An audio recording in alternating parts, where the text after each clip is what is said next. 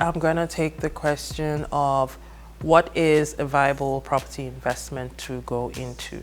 Another opportunity that is quite viable right now and is kind of like a hype, because that's how in some instances it's like the thing that everyone is talking about, is the thing that most people are looking forward to, and it is shortletting.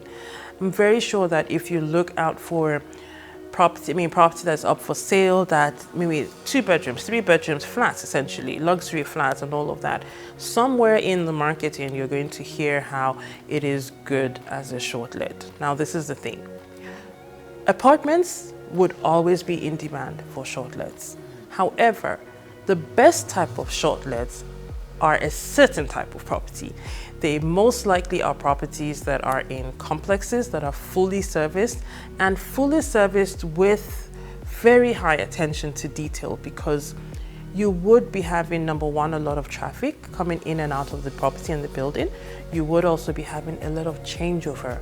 You would also be having a lot of different types of people, like the variety of people that are going to come in would always differ, unless your property is designed for a niche. And I'll come to niching in terms of shortletting later on.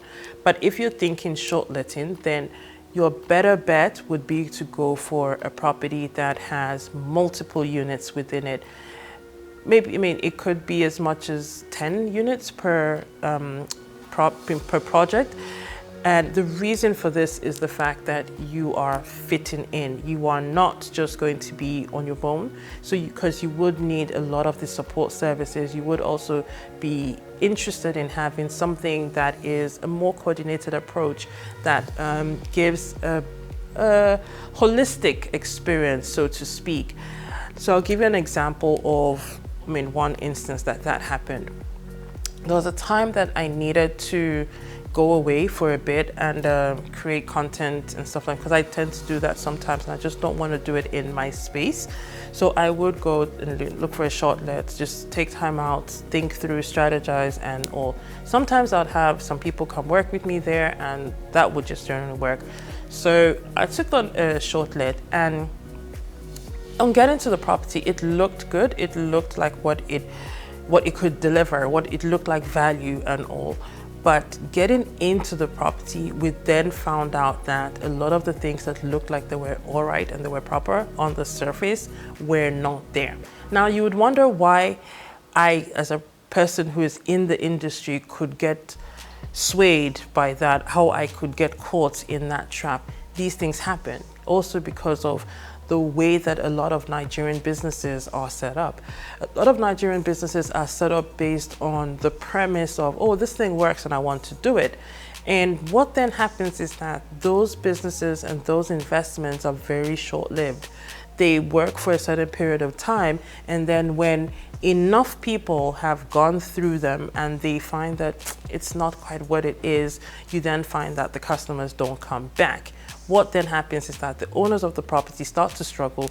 They start to manage their finances. They start to try doing a lot of makeup to the business, to the asset, as the case may be, and then it just doesn't quite work, and then the numbers don't work, and then it's a case of, oh, this is not working, forgetting that the baseline foundation for what's supposed to keep that business sustainable, keep that business running, was missing. And all of that comes from not being able to plan or putting your investment in a wrong situation, one of the many situations that could affect the potential or its outcome.